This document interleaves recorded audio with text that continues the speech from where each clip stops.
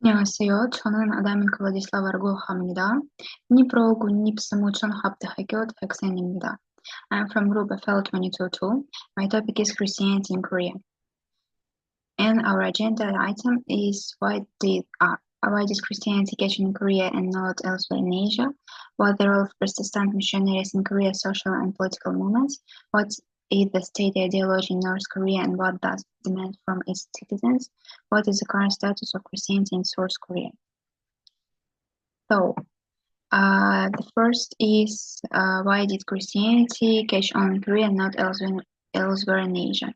For many, Christianity is a source of inspiration and spiritual growth. And also, more than half of Koreans do not profess a religion. Many engage in religious activities such as consulting shamans or offering incense and food to their ancestors. Among those who do follow religion, however, Christianity is the most popular. There are a few reasons why. The first one is historical timing and geopolitical context. Christianity, especially Protestantism, arrived in Korea during a time of intense and social and political change. In the late 19th century, Korea was grappling with the challenges of modernization and decline of the traditional Confucian order, just the Western powers in Japan were increasing their influence in East Asia. This period of upheaval made many Koreans more open to new ideas, including Christianity.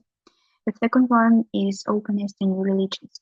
Korean society has historically been relatively pluralistic in terms of religion. While Confucianism dominated the political and social spheres, other traditions like Buddhism and shamanism coexisted in the private and spiritual lives in Koreans. The third one is post-war context and the role of the USA.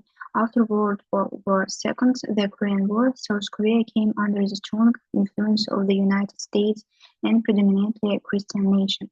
American involvement in South Korean reconstruction and its role as a military and economic ally also contributed to the spread of the Christianity, particularly Protestantism. Though religions are often influenced by historical events, but this is especially evident in the case of Catholicism in Korea. The introduction of the Catholicism in Korea dates back to the early 17th century when Korean scholars encountered books on Western learning translated by Catholic missionaries and their Chinese collaborators. Then is a brief history of Protestant Christianity in Korea. Also, Protestant missionaries attempted to enter Korea in 1832 and 1866. Meaningful contacts and conversions didn't occur until the late 19th century. Koreans living in Manchuria encountered Protestantism through Scottish missionaries like John Ross and began smuggling Korean translations of the Gospels and the New Testament into Korea before the arrival of the first resident missionary Methodist Horace Allen in 1884. Protestant missionaries introduced both Christianity and Western civilization, presenting both spiritual and national hope, particularly as Japan's influence grew following its victory in the Russo-Japanese War. Additionally, missionaries allowed Koreans a considerable degree of autonomy, encouraging them to run their own churches and conduct missionary activities, which gave Koreans the freedom to adapt Christianity to their needs. Many Christians took an active part in the movement against the Japanese colonial authorities. Protestant communities actively supported education in the Korean language and the preservation of national identity, which helped develop Christianity as part of cultural resistance. This, combined with political instability and fear about Korea's future, helped fuel the Great Revival of 1907, boosting the Protestant population to over 100,000. Then it's Catholics and Protestants after national division. The post-World War II division of Korea created significant challenges for Korean Protestants, particularly since most lived in the northern region, which fell under a communist government increasingly opposed to Christianity. Many fled to the south supported by the United States and led by the anti-communist Protestants. At independence, there were about 400,000 Korean Protestants, but by a decade later, their numbers had more than doubled to over 1 million, as they actively worked to rebuild the country and promote their faith, often with foreign aid. Also smaller in number, liberal Protestants were also active in social movements to support farmers and workers, and some engaged in political activism against dictatorship. The Catholic Church also faced persecution in North after liberation and division, resulting in the near total absence of organized Catholicism there.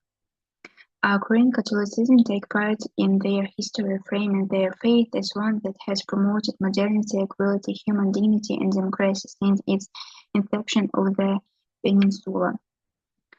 Additionally, the Catholic Church maintains positive relations with other religions, often seen displaying banners to wish Korean Buddhism well on Buddha's birthday, a practice formalized since 1997. Overall, the Catholic Church and its followers are largely perceived as responsible and trustworthy contributors to Korea's development. But with all this, we had the opportunity to compare faith and its influence on the masses of people using the examples of several countries in the records of history. Religion is a great power that can be used to manipulate people. On the example of Ukraine during the war with Russia, the Russian Church is often associated with support of the aggression and policies of the Kremlin, which raises tension and division among the Christians. Just as in ancient Korea, the communist regime persecuted Christians, in Ukraine religion institution can become the object of political manipulation. In both cases, religion can become a source of conflict and division, depending on how it is played out with the context of politics and national identity. In both cases, religion is used to manipulate people, but the context and methods differ. For example, North Korea. Persecution of religion. In North Korea, religion, particularly Christianity, is a subject to serve persecution. The government views religion as a threat to its control over the population, leading many believers to live underground. This creates an atmosphere of fear and anxiety. Ideological manipulation. Kim Jong-un and his predecessors used religion to create a cult of personality around their leader. State propaganda narratives often mix nationalism with religious elements, convincing people that the leader is the savior of the nation. Control through persuasion technologies. The government disseminates propaganda showcasing the success of the communist system while denying the value of religious beliefs. This marginalizes religion and presents it as an enemy of society. Then, talking about the Ukraine is political manipulation. The Russian Orthodox Church in Ukraine attempts to maintain loyalty to Moscow through religious narratives. The idea of unity with Russia is often promoted, influencing the conscientiousness of believers and fostering pro-aggression sentiments. Then is use of religion for control. Some clergy of Russian Orthodox Church support Kremlin policies, leading to emotional influence on parishioners, especially in the context of war. Religious service often become platform for political statements, enhancing manipulation. And third is a distribution of identity. During the conflict, religion in Ukraine has become a crucial factor in shaping national identity. The Orthodox Church in Ukraine has become a symbol of resistance and independence, countering the influence of the Russian Orthodox Church. The struggle for religious identity helps mobilize people against aggression. And talking about comparison, the first one will be control. Both regimes use religion to control the population. However, in North Korea, this manifests through brutal persecution, while in Ukraine it occurs through manipulation and political influence. The second one is identity. In Ukraine, religion has become an essential factor in forming national identity, while in North Korea it's used to support cult worship of the leader. And the third one is manipulation strategies. North Korea focuses on control and persecution, while Ukraine emphasizes political ideas that manipulate religious sentiments. Then it will be territory where Christianity is restricted, North Korea. North Korea was once a country where Christianity thrived. In early 1900s, Pyongyang alone had more than 2,000 churches. However, after decades of oppressive rule under the regime, now led by Kim Jong-un, Christians are forced to worship in secret.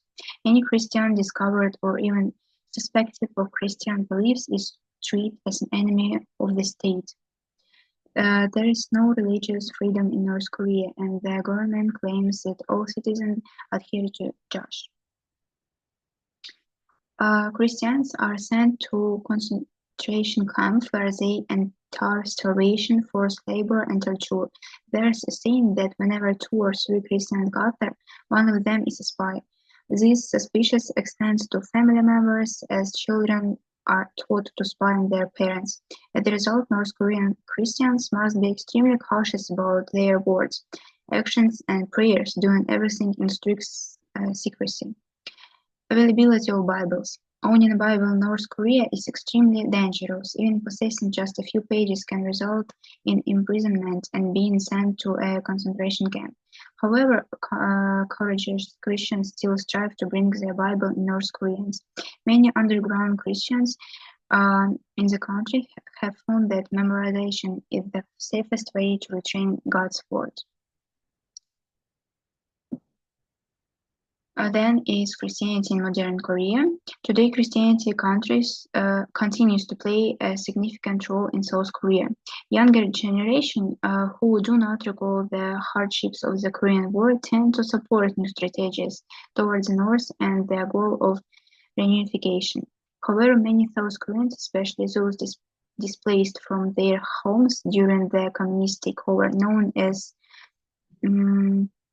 Christians, still long for the overthrow of the Kim regime and view it as an enemy. They see the church as a militant force aiming for a Christian occupation of North Korea. This perspective is prevalent in many evangelical churches in South Korea, which often express nostalgia for the national security measures of the 1980s. Conversely, some churches and organizations focus on humanitarian aid for the North, engaging in material missionary efforts that reflect Christian compassion. The remarkable growth of Protestant Christianity that once drew millions to mass gatherings in Seoul to hear prominent figures like Billy Graham is now declining. In the 1990s, growth rates among Protestants began to slow, and by the early 2000s, number had started to decrease. Talking about the conclusion, Christianity remains a significant social and cultural factor in South Korea, influencing politics, economics, and social movements.